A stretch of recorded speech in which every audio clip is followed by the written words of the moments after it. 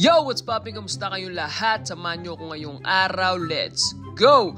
So yun guys, ito na. Kakabit na natin yung pegboard tsaka yung streaming setup natin. Ayan, binabasa ko muna yung manual kasi didikit lang naman yan guys. Di naman siya ganun kakomplikado. Madali lang siya. Kailangan mo lang pagpantay-pantayin. Pero yun nga, meron siyang dalawang adhesive sa isang block na yan. Tapos ididikip mo lang dyan. Ginuhitan ko nga lang yan ng lapis para siguradong pantay-pantay siya.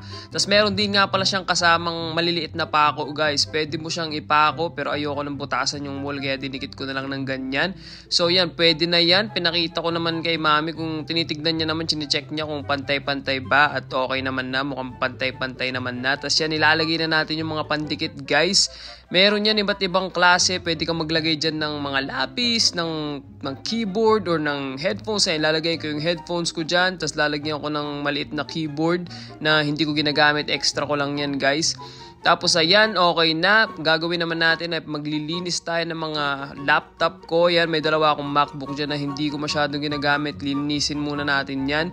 Tapos ayan, lilinisin din natin yung lalagyan natin ng keyboard, tsaka yung lamesa natin. Siyempre yung monitor, di pwedeng hindi malinis yan. Yan ang pang main event guys. Tapos ayan guys, bumili rin pala ako ng gaming laptop na pwede natin magamit sa pang live stream at mga kung ano-ano pa. Yung mga MacBook ko pang ano lang natin yan, pang edit lang natin sa mga vlog natin. Yan, linisin na natin lahat para hindi masyadong maalikabok. Tapos ayan nga, pinunasan ko na rin yung isa kong MacBook na bihira ko din gamitin. Tapos yan, bubuksan na natin yung ating mechanical keyboard guys. Hindi ko alam kung anong tatak niyan, basta binili ko na lang. Alam kong okay naman siya. Tsaka yan yung mic natin na gagamitin.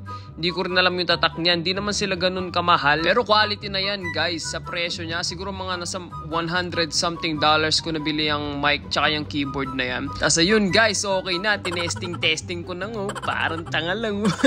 Sunod natin yung webcam guys. Yan nga pala yung napili kong brand, yung Nexigo. Okay naman yan. Yan yung bestseller sa Amazon. Kaya pwede na rin. Mga $50 lang naman yan guys. Tapos ayan, okay na yung streaming setup natin.